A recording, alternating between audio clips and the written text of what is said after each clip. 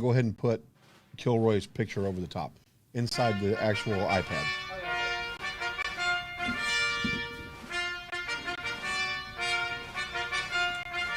So, what plans do you have for the 4th, Andrew? Well, it's my anniversary. Happy anniversary. 10 years this year. We're going to be at the Rough Rider Park celebrating our anniversary. How fun is that? Yeah, which is where we did it.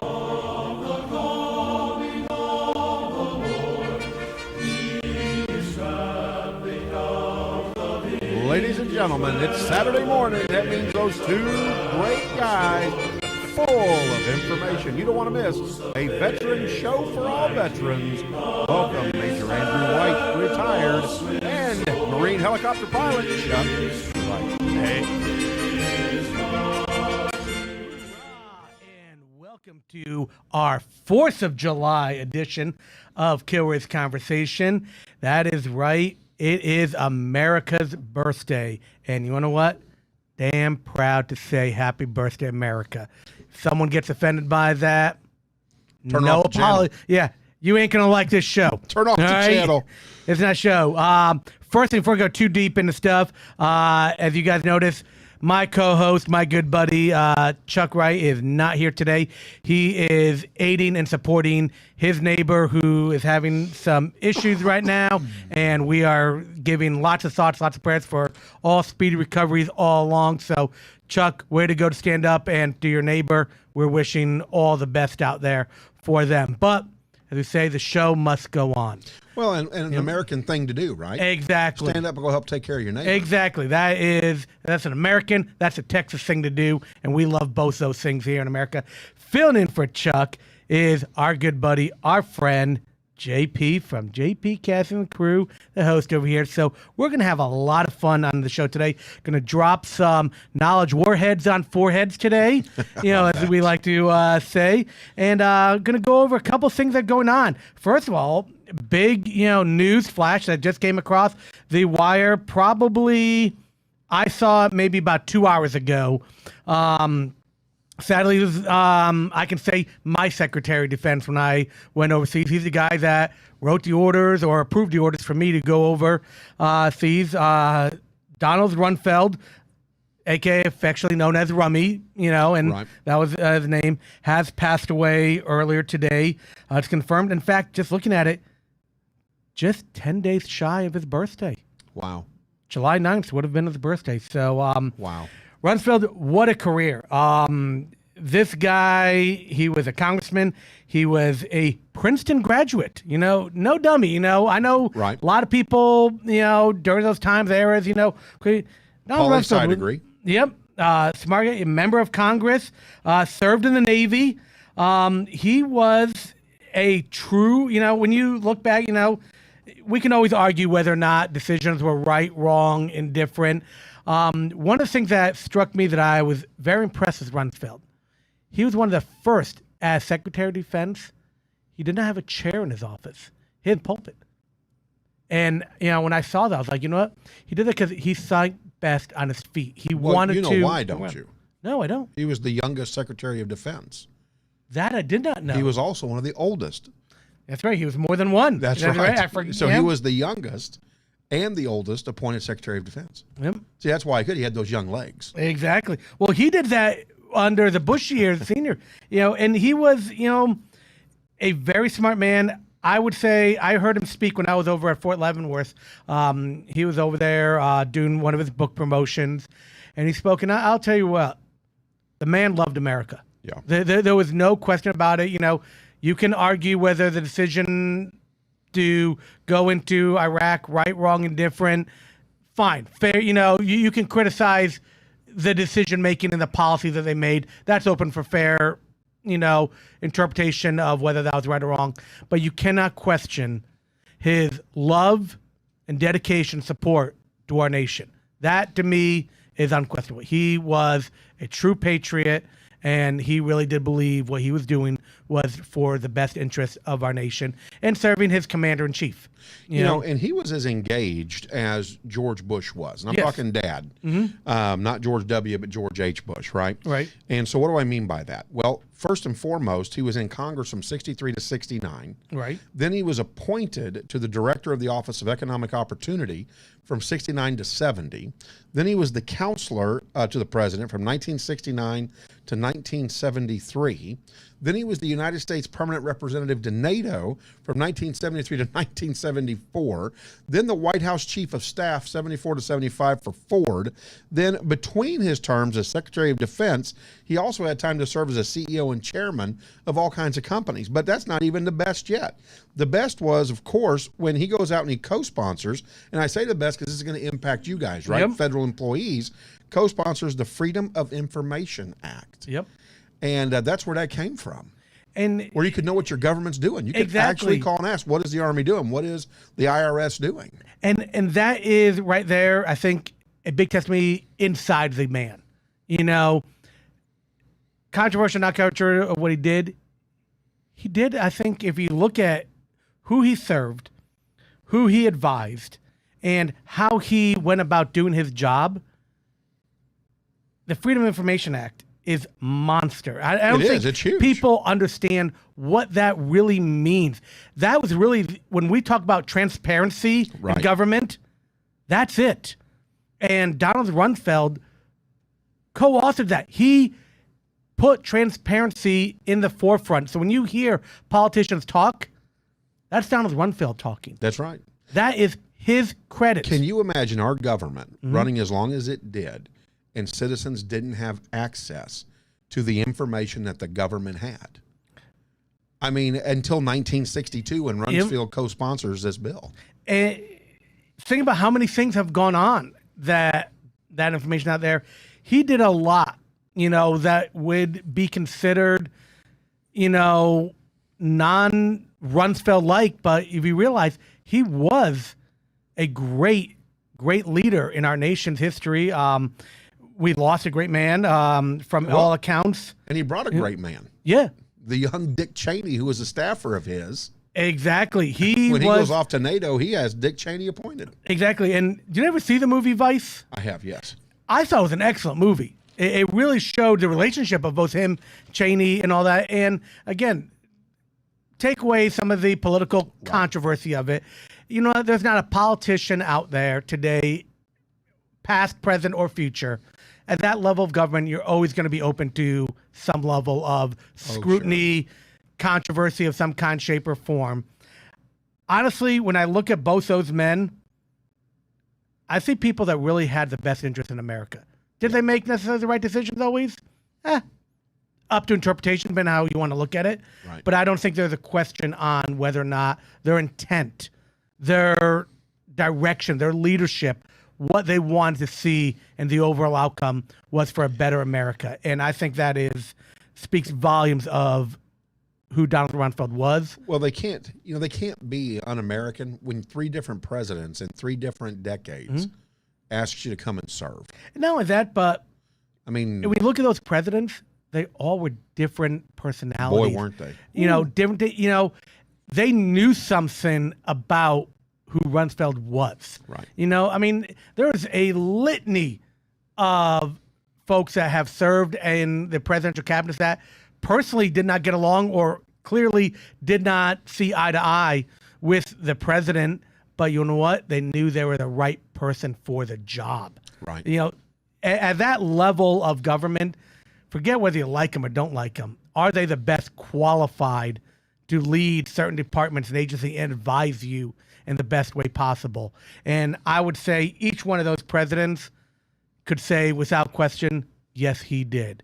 He was a good advisor. He gave me the advice necessary at the time based off of the information at the time, of the situation at the time, of what it called for at the time. And that I think is very important to keep in mind is, we as the public only see I wouldn't even call it the tip of the iceberg. We're the tip of the tip of the iceberg of what we see. The amount of information that these individuals get on a daily basis, minute-to-minute updates, we're not privy to.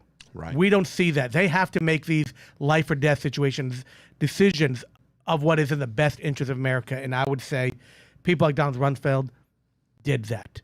to the best of his ability with what information was being provided to him that we will never know. Yeah, and you're right. He was born July the 9th, 1932, so his birthday just literally around the corner. He was about to turn 89. Worked under Nixon, just in case you were wondering.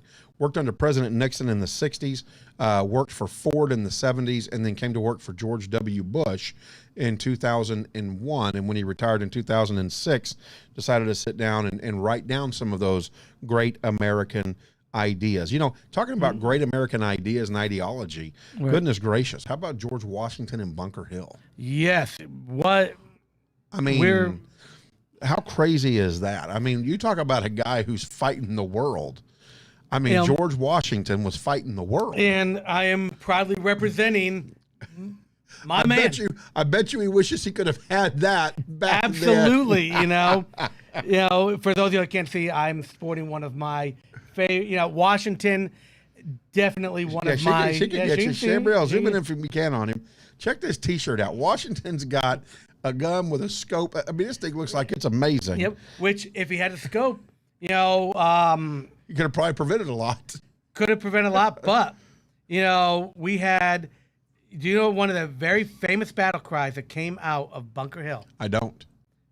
When you hear it, you'll be like, "Is that where it's from?" The colonials were defending they had the high ground at Bunker Hill, right? And the famous battle cry came out. Do not shoot till you see the whites of their eyes.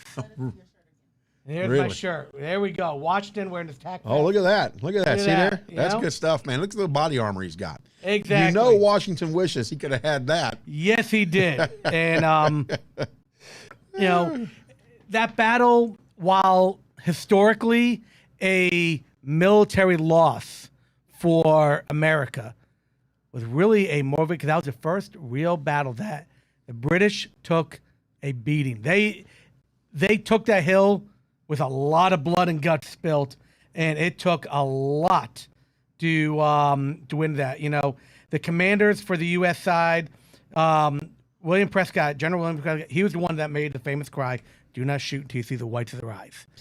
You know, and this also was in June. So you know it had June to be 17th. Gosh, you know it had to be hot. The humidity, and I can tell you from a guy up there. Oh, yeah. Well, that's what the British had. Remember, not the Americans or the colonials at the time. Kind of tattered, I guess. Tattered, yeah. We had a mixture of, you know, we did not have a formal military uniform to speak of. You know, we had some folks like Washington who were more formalized in their uniform, some senior officers.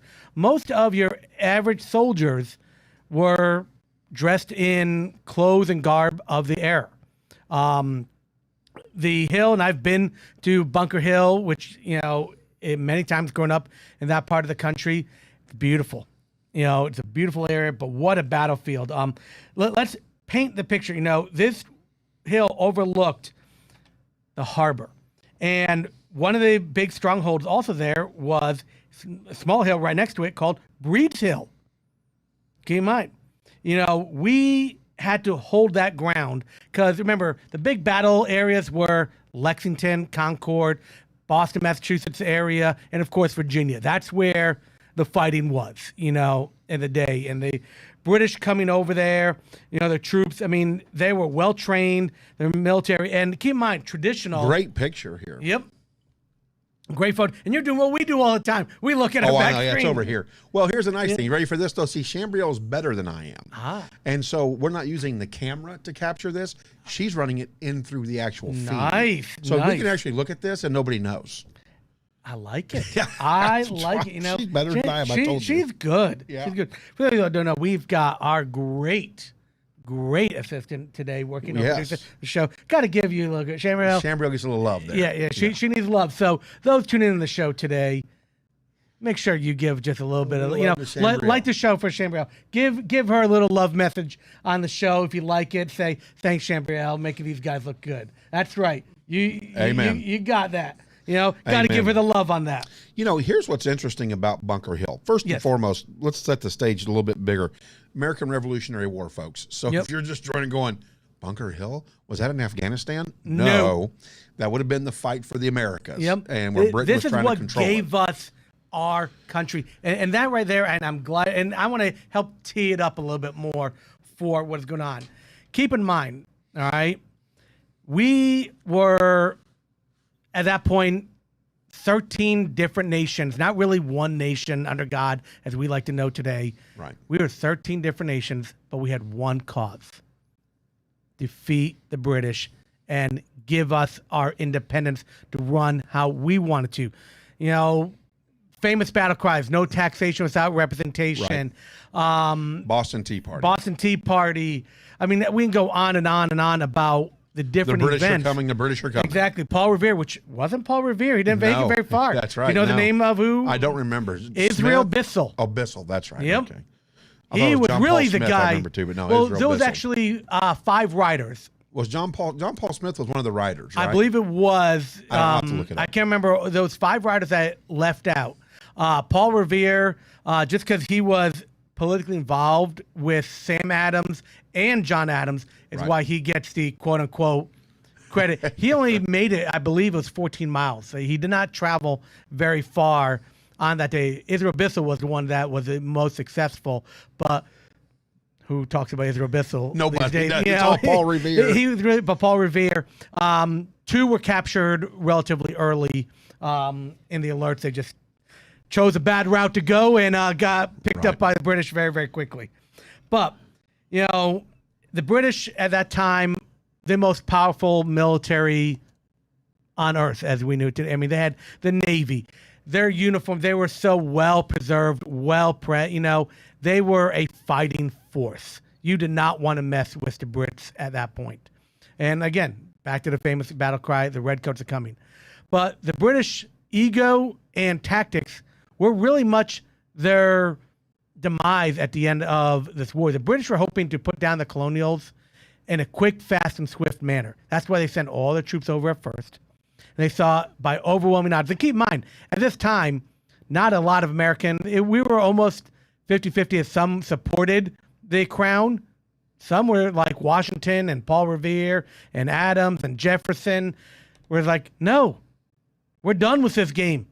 We want our own country. Now, did they have any hatred towards the Brits? No, they had a hatred towards the crown. There is a very big difference. You know, keep in mind, a lot of colonials still had businesses and families over in jolly old England at the time. Right. You know? Yeah, direct ties. Well, I mean, even Ben Franklin Yep. had a ton of ties across the Yes, he did, pond across over the there. pond. Yeah. You know, so we're known as Happy Treason Day in Right. All right. So, you know, here's something interesting also about Bunker Hill. Of course, it was strategic. You know, Yes. they had gotten word that the British were going to abandon Boston and get up into Bunker Hill and the surrounding area to surround the port. Yep. And control the port. Port of Boston. That's right, from around. And actually, and more specifically, the Charlestown Peninsula is where the lines were kind of crossed, and there was a smaller fortified group there coming across. So the British had gotten when the colonials were coming. Colonials got wind 4 days earlier that they were going to do this, and so that's what forced them out into Bunker Hill, and then what would later be called Breed's Hill.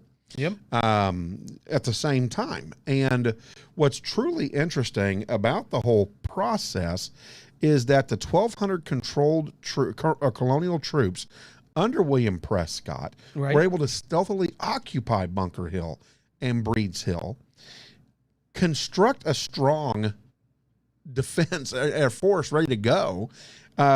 What kind of stopped it all was the fact that the British had gotten wind, and they went ahead and they fought then. Like, they didn't wait. They went correct. Yeah, they went right after it. But here's another thing. This was also the second major engagement up in that area, because just a few months earlier, the Battle of Lexington and Concord happened. There was a few little skirmishes, but keep in mind, and of course, the Battle of Lexington and Concord was known as a shot heard around the world. That, to this day, no one still knows who fired that first shot. It's widely speculated that a untrained militant probably fired the shot. But once that shot fired, all hell broke loose. And here's where I'm going in with some tacticals of it. The Americans, while we took our guidance mainly from the British military, because that's where our senior officers learned how to fight, we also learned some tactics from the Native Americans that were in there and taught us a little bit about guerrilla-style warfare. And the British would fight formal military in ranks, up close, one down on a knee, one over shooting rifle, one in the back loading, and another one in the back reloading their weapons, and they'd be handing them off, going back and forth, and that's how they would fight war. One would take a volley, the next would take a volley. The problem with that is, one, the weapons are not very accurate. You and I could be literally this far apart from each other, and I could miss all the way over here. That's how inaccurate those rifles were. Right. But that's why he fired with such large volleys to hopefully hit something down the road. And that is how they fought. The Americans learned through a lot of the Native American tactics of stand behind stone walls, stand behind trees for protection. And that is what caused a lot of dismay for the British as we learned and applied those tactics. And, you'll see many, in the swamps and down in Georgia, right, in South Carolina. The swamp fox. Right. He was big in those tactics, and that caused havoc for the British. They were not prepared for that. But some of the casualty events, while keep this in mind, the British lost on that day 207 soldiers. That's huge. Does that include the officers or not? In the officers, 19 officers killed. Now, keep in mind, 19 officers killed is a lot in the military the way they were designed, because they did not have an NCO corps like we know today. Right. In today's military, we've got your commissioned officers, but your NCOs. That's actually, and we'll talk about this in a later show, what made Vietnam so incredibly difficult for us, besides the fact that we were fighting a very, very trained and very well-armed enemy. They all had a officer and NCO corps that NCOs knew how to lead men if the officers fell. Right. That made a difference, and that's also, we can talk about how the Russians also fell apart in, caused a little bit of, Stalingrad and all those battles. We can talk about that later. So I want to see if you got this. I want to see if you know this knowledge bomb. What do you call it? Dropping knowledge warheads on foreheads. Knowledge warheads on foreheads. First of all, how many battles or assaults did it take for the British to drive the Americans back? I believe it was 5 assaults. Three. All right. 3 assaults. So that's knowledge. I knew it was multiple. That counts, right? That yes, counts it does. as a. What's again? What do we call it again? Knowledge warheads on foreheads. Knowledge warheads on foreheads. Here's the next one. All right. Do you know why the colonials had to back out of the third assault? That I don't. They ran out of ammunition. That's the only reason. And it's the reason why we also were known to use do not shoot until you see the whites of their eyes. That's right, because we ran out of ammunition. The British front lines couldn't handle the assault, the first 2 assaults that came from the Americans. And the British went into that thinking, oh, these guys don't know what they're doing. They're not trained. We're well trained. We are the frontal army attack of the world, right? Yep. They got destroyed and decimated in Battle 1, Battle 2. And the only reason why they retreated in Assault 3 was because they ran out of ammunition. And do you know that there were over 100 African Americans fighting side by side with those American colonists? That I didn't know very, very well, because during the battle, the Boston Massacre, the very first casualty was an African American by the name of Crispin Adams. That's right. He was the first, and he was a patriot. Absolutely. That is something to really understand about America is, if you think about how our founding fathers and our country was formed, we were very much we don't see the color of your skin, but the character of who you are, because that's the type of country we were back then. Equality, you're out there fighting for it, our freedom. And if you think about places like Rhode Island, one of the reasons why we left, England was because of religious persecution. Rhode Island was the first state to establish uniform, whatever religion you want to practice, go for it. Right. You're here. Take it. It's yours. Absolutely. Well, what's interesting, and I want to get talking about the what caused or what brought about the next step, but I wanted to drop this.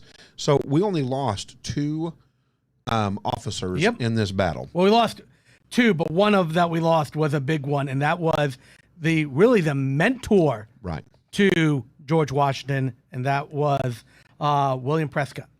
He was Washington's mentor. He said Washington said that was the man that he wanted to lead the American Revolution. And when he felt, that was his time to stand up and take the reins. That was his role model. Yeah, and of course, then we also lost very integral part. Yep. General Joseph Warren and Major Andrew McCleary was the final casualty of that battle. What's interesting is that we went from being a ragtag colonial army to the Continental. Yep. That battle that's created where the Continental Washington Army. Became the commander of the That's Continental right. Army. And the British had to bring in Hessian auxiliaries. I don't know if you knew that or not. Yep. To be able to rebuff the American, because it was too much for them. The British couldn't handle it. And the Hessians were German, special infantry. Yes. That came in there, and of course, those are the ones that Washington attacked on crossing the Delaware. That's right. Yep. So all of that culminates into what we celebrate now today. Exactly, the 4th of July. Independence. Now, I want everyone to take a moment here to think about what the 4th of July is. Yes, it is fireworks, parades, which we will talk about a little bit later in the show, but it's also probably one of the biggest gambles anyone has ever taken. We were a nation, really, we haven't proved anything yet to anyone. Right. We were really just as they called it, the American experiment. We were there and we said enough's enough. And these men, every one of those men that signed the Declaration of Independence, literally signed their own death certificate. Absolutely. They knew, not only did they sign their death certificate, but they signed the death certificate of their family, perhaps their neighbors. They knew each and every one of them would have been hung had they not been successful. Yeah. There was no question about it. It wasn't even, it's like, well, maybe they imprison. No, imprisonment wasn't going to be there. King Henry would have hung each and every one of them publicly. Yeah. And probably brutally too. Oh, I'm sure. It was not that type of thing. And if you think about the courage it took for these men, especially I look at people like John Hancock. And had a lot to lose. Yep. Had everything to lose. I mean, they had land, they had titles. They had everything. Money, family over in England. Every one of them was, established in some way, shape, or form. They risked everything for our nation. And that is something I think really, we need to really look at our founding fathers. I look at it, while it's a great holiday to celebrate our birthday, I think it's also a holiday to reflect on, hey, who we are as a nation, why we are as a nation. Right. There's a lot of lessons to be learned. Are we perfect? No, we're not. And I've said this many times. America's not a perfect country, but we are definitely the best damn game in town. If you think, there's a better country out there, let me know. I'll be more than happy to make your travel reservations, help pack your bags, and send me a postcard. Let me know how that works out for you. All right? Because there's not. I've been around the world. I've seen what other nations do to their citizens. I've seen what happens when their citizens uprise against their nations. It's not a pretty picture. And here's the thing. Benjamin Franklin, Winston Churchill once said that democracy is the worst form of all government. Mm-hmm. Can you imagine two guys like this? I mean, these are Democrat guys, Republic guys, right? Would say such a thing. They quickly followed it up with, until compared with all others. Exactly. I mean, and that's why we come together to form a better nation, a perfect nation. Exactly. We work for it every day. We strive to be the best we can. Are we going to stumble? Are we going to make mistakes? Are we going to do things that you're going to scratch your head like, what the heck were we thinking? Sure. But that's the beauty of the way our founding fathers, their brilliance and genius. And I think using the word genius is very apropos when we're talking about who these men were. They made the Constitution so that it could be a living, breathing, working document. Something that we did not have, and why we sent the Declaration of Independence over to England. to let the king know we're done. And I think people forget that. I think people forget, especially right now, with where we live and how we're living.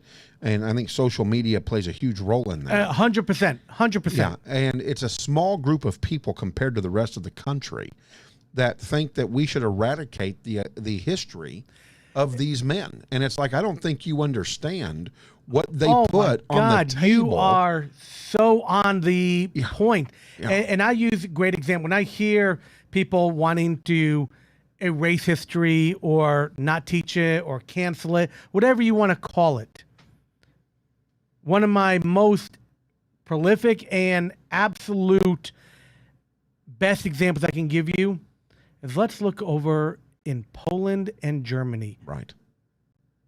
13 million. I'm not even going to talk about the 6 million Jews that were killed. The 13 million prisoners of the Nazi war machine executed. Now, you would think that a country like Germany would be so absolutely morally embarrassed by that part of their history. Oh, and they're not. Would want to erase that. It's the families of the victims of the Holocaust that say, never forget. Yeah.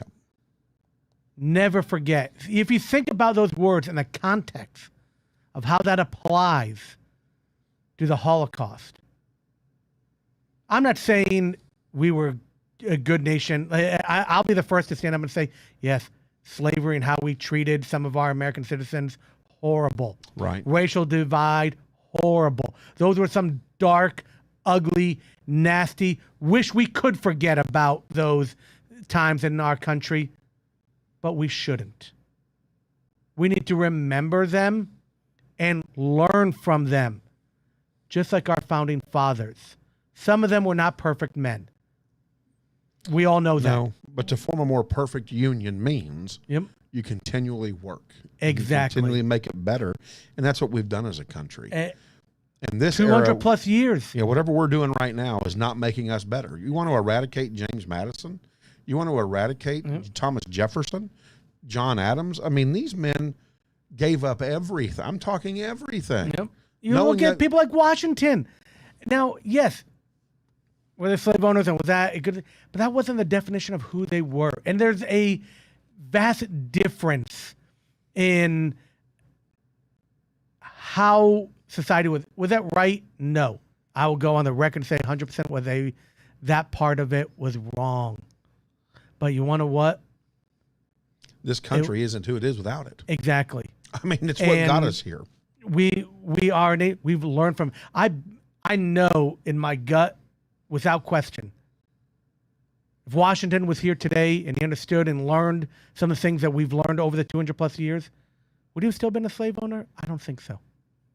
But I'm not even willing to speculate it. Yep. You want to know why? Because we're not here without those men putting their families' lives, their neighbors' lives up on the chopping block for England, for us to become the United States of America. Exactly. And to give us the Constitution that we have and the Declaration of Independence that we have. And so it's, this, and again, it's a small group of people in America. It's not a large group we're talking about. No, but it's a group that's gaining momentum. And while that too is in our Bill of Rights, to peacefully protest and all that. But the way I look at it is, what you're trying to protest is getting rid of the reason why you have the ability to protest. Right. Remember what we have here in America and the whole American experiment. It's worked. All right. We are the greatest nation. We're celebrating over 240 something years of this great nation's existence, of why we are who we are. And, you think about how the world has tried to replicate what we've done. No one has given you the amount of freedoms that we have in this great nation.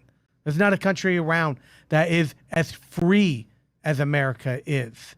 And I'm going to tell you, what I love is the pictures you showed me earlier. How that is celebrated. Yep. Oh, we're right go there to that. in your place. Yep. we're going to talk about that. My town, Bristol, Rhode Island, Look at this. where I went to college. Look at this. The center line streets are painted red, white, and blue. For those of y'all watching that, yes, red, white, and blue. We take pride in America in a small little town of Bristol, Rhode Island. They've got the largest and oldest continuous 4th of July, 236 years. Wow. And I will tell you, Wow. I have marched in that parade 5 years. It was 5 years while I was in college, and after college. No, I did not go to college for 5 years. Mom, dad, yes, pay. I went to college for 12. I mean, hey. And they call them doctors, But Right. the point is, if a small little town like Bristol, Rhode Island can honor America the way we do, and keep in mind, for today's standards in that part of the country, Bristol, Rhode Island is right dead smack in the middle of all the woke liberal thinking, Yeah. of America. And I know we try not to get too much of politics, but hey, nobody is getting rid of those red, white, and blue stripes in that town. You don't think they'll get woke? No, Paint them red and yellow? not a chance. Not a chance? Not a chance. Not in that town. That is, and the cool thing about that town is this. I remembered, I think it was 1995. It was raining. And I'm talking about like rain. Right. And we're all thinking to ourselves, I remember being on the parade float and thinking to myself like, ooh, are they going to cancel the parade? And I'll tell you what, the parade kicks off around 10 in the morning. At 9:55, the clouds opened up and You're went kidding away. me. Well, there you go. And we started praying. Now I'm just like, you know what? I've never been one of those religious people, but man, to say divine intervention wanted the parade to happen in Bristol, the parade happened. And let me tell you, JP, if there's ever a road show we need to take, This is the one? this is the one to go. Because I will tell you right now, I love Bristol, Rhode Island, especially this time of year. It is a small, and you can kind of see these are, some of these, there's homes there that have been there since the Revolutionary War. And they're there, they're still, and as you can see in the picture, and it is a fun place. There is some great times, and they love the military. In fact, I remember, when you see the ships of sailors coming off there and walking out, it is great to see small towns like America celebrate the 4th of July like it is. You cannot cancel America in Bristol, Rhode Island. In fact, I wish more towns in America would learn from this. In fact, that should be what every one of our mayors, I think, should be striving for. In fact, we tried this one time in Dallas. In fact, I was part of it where we were able to do it on Veterans Day down in Dallas in front of City Hall in Dallas. We were able to stripe their red, white, and blue just temporarily. But you know what? How cool would it be for city ordinance to say, you know what? We're going to designate one small section of town to have the center lines painted red, white, and blue. Why aren't we doing that here in Texas? I don't know. Why aren't we doing it? I agree. I think, we know people in our communities. We need to make a comment. We need to go to city I think council. if you are a leader out there, you're in city council, I'm going to throw out a challenge. This is America's birthday, and we're going to stand up for America in this show. All the time. I'd say any city council member, any mayor, elected official, that you have the slightest bit of influence, go ahead. Put it out there. I want to see who's going to argue against you on that.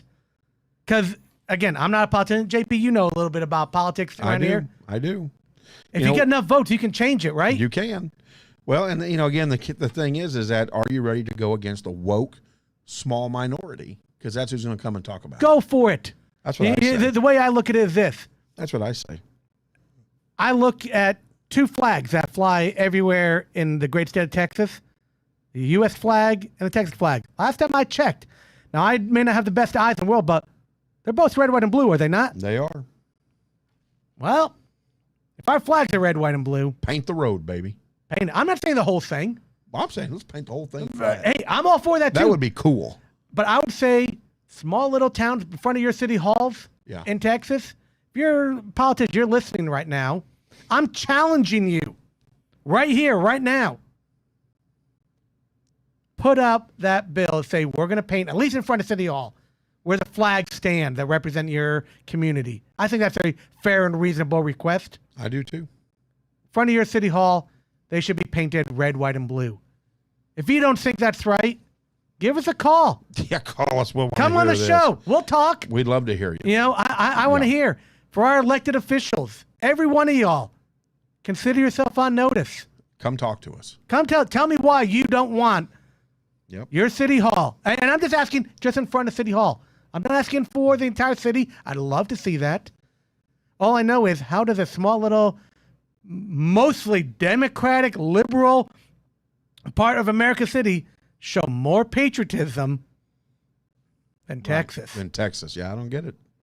You know what? Start talking to your people. You know, I'm just saying, it's time to shut up and, put up, right? You know, because till you can do better than them, they've won up to you, Texas. Now, careful now. Yeah. Careful now. We're still living here. Hey, but the thing is, JP, I'm not being careful because I love America and I love Texas. I'm saying, you know what? I want us to do this. Step it up. I want us to say, hey, that's right. We got it. Thank you for bringing this to our attention. We're going to take action.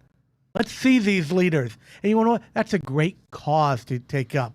Oh, gosh. You know, think about how that would affect, people, and that's, I think, one of the things that we don't do enough in our country is, while Texans, and I'm saying this all complimentary, so I hope you take it this way, most Texans can laugh at every other state in the union because no one takes as much love and pride of their state as Texans do.